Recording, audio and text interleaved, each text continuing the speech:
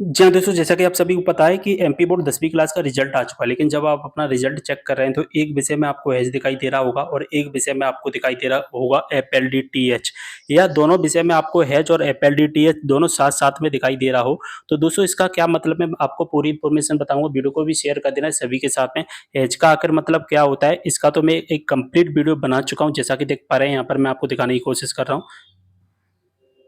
ये मैंने complete video बना दिया है, इस वीडियो को आप देख लेना, ठीक है? अगर आपको एफएआईएल और एफएलडीटीएच में अलग से डिफरेंट देखना है, वो भी मैं आपको वीडियो के माध्यम से बता चुका हूँ।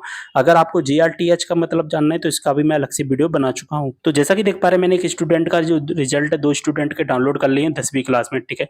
यहाँ पर हम बात करते हैं सबसे पहले। तो देखिए दोस्तों, हैज का मतलब क्या होता है? जिस विषय में हैज आता है ना, उस विषय का मतलब है कि बेस्ट ऑफ 5 योजना से पास किए गए हैं, ठीक है? तो अगर आपके 6 विषय में से 5 विषय में अच्छे नंबर आते हैं और 1 विषय में अगर कम नंबर आते हैं, जिस विषय में सबसे ज़्यादा कम नंबर आते हैं, उसी विषय में हैज़ आता है। तो जैसा कि देख पा रहे हैं कि इन दोनों विषय में से सबसे कम नंबर आए हैं, 35 वाले में आए हैं सबसे कम, तो इस विषय में मिल गए हैज़। अब जिस विषय में हैज़ मिलता है ना, उस विषय को इस नंबर में काउंट नहीं किया गया जाता है। टोटल नंबर यानी कि टोटल काउंटिंग में नहीं किया जाता है काउंट। वैसे तो 600 का होना चाहिए ना, एक विषय का 100 का होता है, तो 6 विषय का 600 का हो गया।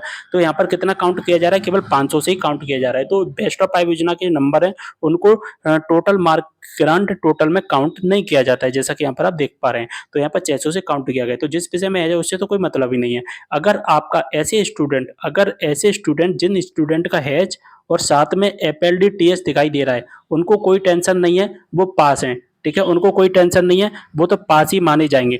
लेकिन दोस्तों, ऐसे स्टूडेंट जिनका एक विषय में तो हैज है, जैसा कि इनका, और एक विषय में एफएलडीटीएच, यानी कि 2 विषय में हैज है और एफएलडीटीएच है, तो क्या करना है? तो हेज वाले से तो हमें कोई मतलब नहीं है, बचा एफएलडीटीएच, जैसा कि यहाँ पर आप देख पा रहे हैं। अब इसमें भले ही एफएलडीटीएच लगा, इसको हम हटा देते हैं, ठीक है? इसको हम नहीं गिन रहे हैं, इसको हम हेज में गिनेंगे, तो इसका तो कोई मतलब ही नहीं है ना, 35 वाले का कोई मतलब नहीं है। तो बचा हुआ कौन-सा हमारा? जी 38 वाला, ठीक है? कौन-सा? साइंस। तो जिसमें एफएलडीटीएच है, इसका मतलब है कि फेल्ड इन थ्योरी। तो आप प्रैक्टिकल में तो पास है, लेकिन थ्योरी में फेल हो गए। आपके जो पासिंग मार्क होते हैं, उस पासिंग मार्क से आपके कम नंबर आए हैं, तो इस वजह से आपको क्या है? फेल कर दिया गया है। अब आपको क्या करना पड़ेगा? जब आप फेल हो जाते हैं और आपका जो फाइनल रिजल्ट फेल दिखाता है ना, जब आपका फाइनल रिजल्ट फेल दिखाता है, जैसा कि यहाँ पर आप देख पा रहे हैं, ठीक है? तो फिर आपको क्या है? दोबारा से परीक्षा देनी पड़ती है।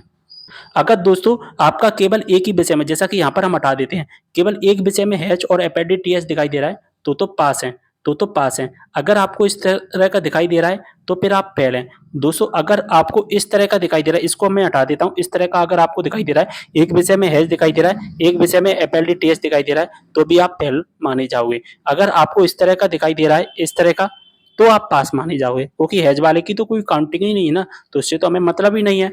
ठीक है, बात समझ में आ गई? तो इन्फॉर्मेशन आपको अच्छे से समझ में आ गई होगी। कोई भी डाउट हो आप मुझे कमेंट करना, इंस्टाग्राम पर भी फॉलो कर लेना, लिंक आपको डिस्क्रिप्शन बॉक्स में मिल जाएगी। चैनल को भी सब्सक्राइब कर लेना है। मिलते हैं अगली वीडियो में एक और जानकारी के साथ, तब तक के लिए बाय।